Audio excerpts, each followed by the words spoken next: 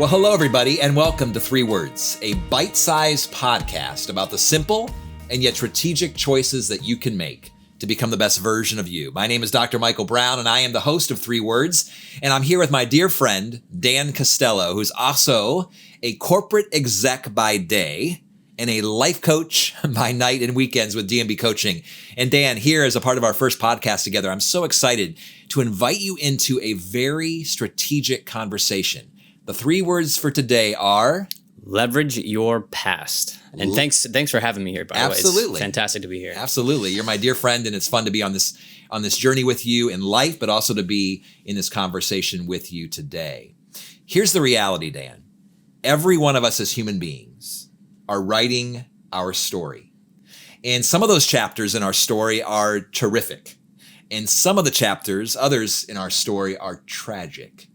But most of our story is still ahead of us, but there's a lot of our story that is behind us. And so I want to talk a little bit today and just interact with you about this idea of how do we learn from our past, but even more importantly, how do we leverage our past? And we've been talking over dinner and over drinks, and we've had great conversations over the past couple of years about this very topic, that in the terrific chapters, obviously, we want to learn from those lessons and we want to be able to leverage them for the future. But there's also those tragic chapters where I think most people, when they think about their past, the hard stuff, they want to run from it. They want to hide from it. They want to ignore their past. And even at times, we want to blame our past for the situation that we find ourselves in today. And so I don't want to make this a negative and completely dark podcast. And yet the reality is, for many of us, our past is peppered with some pain. Yeah, definitely. And there's challenges there, but also incredible things that have been extraordinary circumstances, great experiences that shape who we are today. But what I don't want us to get in the habit of thinking is that this is now and that was then, because it's actually the then that has shaped the now. What are your thoughts about that? Yeah, I think it's important. And I think, honestly, when I think about leveraging your past and, like you say, the negative connotation that when we think about our past, it sometimes comes with a negative connotation. You know, people have dark pasts. They have things that were difficult in their childhoods. They have maybe their parents were divorced or they lost a loved one or something like that. But it doesn't always have to be the negative past experiences that we think about when we leverage. And actually, you know, the reason why I think we think that way is because negative things stick with us. Yes. And they stay with us, and we can leverage those things for good, obviously. But sometimes the things that have made us successful, or the positive things, the terrific things, as you say, in our lives, we forget about how those things came about in our lives and how we're using them for the future. And, you know, I imagine that there's some of our podcast listeners and viewers, YouTube viewers, that are thinking, like, what if I don't have a crazy dark past or a really hard thing that happened to me when I was younger that has now shaped me into who I am before? And I kind of feel that way a little bit. And so one thing that I've learned to do is to reflect, and I have to create time in my schedule to actually, what I do is actually journal. So I try to at least once a day, if not per week, and this is something that I try to do, is to journal about and reflect about the things that have happened in the past. Sure. So that I can think about, okay, what were the good things? What were the bad things? What were the so-so things? And what do I want to repeat? And what do I want to not repeat and kind of learn from it in my future? So in many ways, you're carrying that story metaphor forward in this idea that there are past chapters 1, 2, 3, 4, 5. You might find yourself in chapter 12, but to take time to create margin, to make the choice to actually reread chapters 1 through 11, to reflect upon chapters 1 through 11, to be able to really focus with the purpose of leveraging those chapters, leveraging those lessons into your present and ultimately into your future, and writing a terrific novel that is your life. And Dan, I have so much respect for you, because obviously all of us on D&B Coaching, a part of our coaching and consulting team, we all have fantastic jobs and have great careers that are outside of the life coaching and the consulting that we do.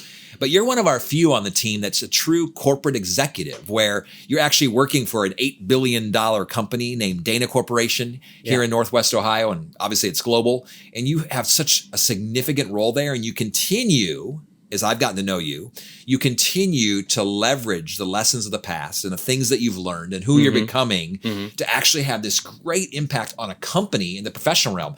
I just want to hear more about that. Yeah. Well, it's interesting you say the lessons from the past, because actually, and I'm sure most companies do things like this, but we have something at Dana we call lessons learned.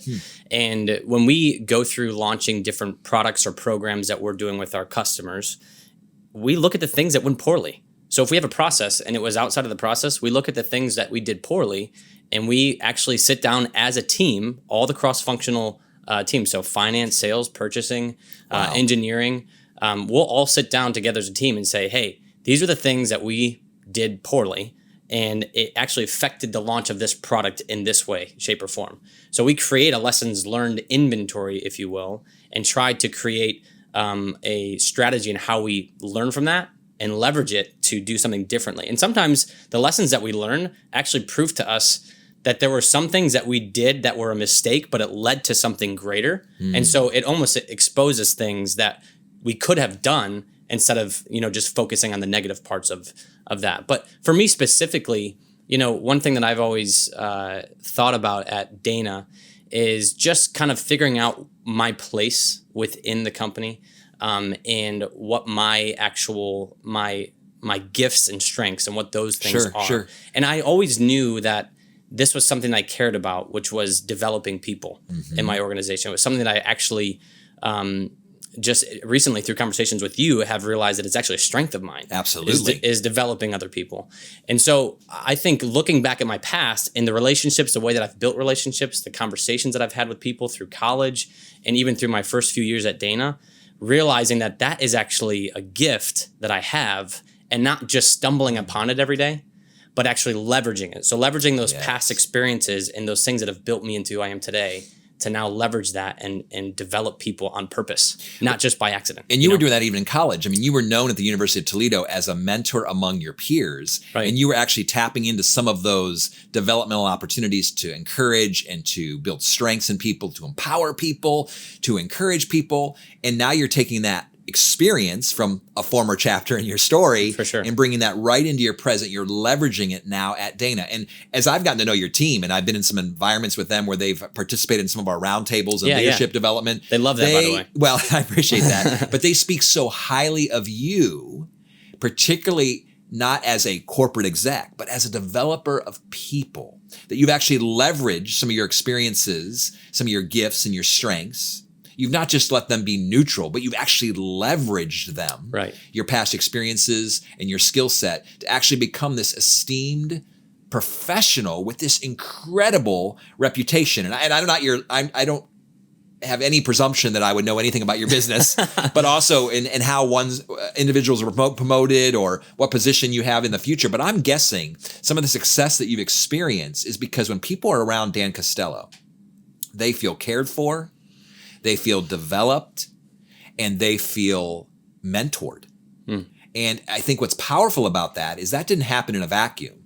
That was a result of past experiences and past chapters in your story that you've now, upon reflection, as you're rereading your story and knowing, as you've said, set aside time to do that, you're now moving that into your present, and not just letting that be a back in the time and back in the day when we used to, but actually bringing it into fruition right here, right now in your professional career. Yeah, and I think even more so than that, when I look back at when I started at Dana, at my company, and thinking about the things that I did well, I didn't know anything about business at that point. I got my degree in business administration, so I should know something, but I didn't know anything about actually practicing business. Right. So really, at the end of the day, what was making me successful in my early years was simple things: being on time, working hard, being kind to others. Those types of things were the things that kind of built me from the ground up, if you will. And I think sometimes as leaders, we get to those points of success. It helps us grow into a certain level in the organization, and then we forget that. So we're not leveraging our past, like those things that were just coming in every day and grinding it out and doing it with a smile on your face and being kind to those people that you work with every day. Well, now you're the boss or you're the leader of the group. If you forget those things, you're not leveraging the things that made you successful in the first place. Wow. You're now just using, you're using your position to push authority on people rather than using the things that were good in the early years of your career. So, well, and if I can get personal, I love talking about career. I love talking about the professional dimension of our lives. But even for those listeners and viewers who are tuning in today, there's, for many of us, and me included, some really painful things about our past. So personally, if we can go there for just a few minutes as we wrap up this podcast, is to realize that those skeletons and those scars and those struggles and those storms in our life, they should not be something we hide away or run from. They've shaped us. Now, while our past doesn't define us, we're not victims of our past. They actually have shaped us. And so to actually learn from that, I mean, for me, being the shy, overweight kid in grade school and into junior high, and how I think about health and fitness and so forth today, from even, and I've mentioned this in other podcasts, but the fact that my mother died at a young age and how that shaped my perspective, it was a very painful time. There's lots of painful memories that I have growing up. And all of them, quite honestly, at this point in my life, I view as gifts because they've shaped me and they've shaped my perspective more than anything. They've also rewired me to actually look at life differently. But even more, it's helped me make choices in light of those past experiences and those past lessons, that I can actually make choices in the today, in the moment, in light of those things. And what's so powerful, regardless of your past, regardless is what is there, that we have 100% control in the here and now as to who we are becoming. It's true. And the way we do that is that we can decide with everything we think about the past in all the chapters, you know, for you, chapters 1 through 11 or 1 through 10, or however you think about your story, that we get to decide, what do I want to replicate and what do I want to replace? That's that really we good. Get to think about really good. the way I was parented. What do I want to replicate? Right. And do the exact same way, because it was fantastic. And what do I want to replace and do a little bit differently? The marriage that I saw growing up, what do I want to replicate? What do I want to replace? The experiences I had as a child and as an adolescent and as a preteen and as a teen and as a college student, what are things about that season of my life, about that chapter of my life where I want to replicate it? And what do I want to replace? So it goes back to choices. It goes back to me having 100% ownership of my life. But what I don't want our people to do, what I don't want our friends and our family and listeners to do and viewers to do, is to ignore the past, to run from the past, to hide the past, but as well to not blame the past for the situation I find myself in today. Instead, the 3 words for today's podcast, and really the lesson for us all, leverage your past. For life coaching, consulting services, or to hire a keynote speaker, please visit dmbcoaching.com.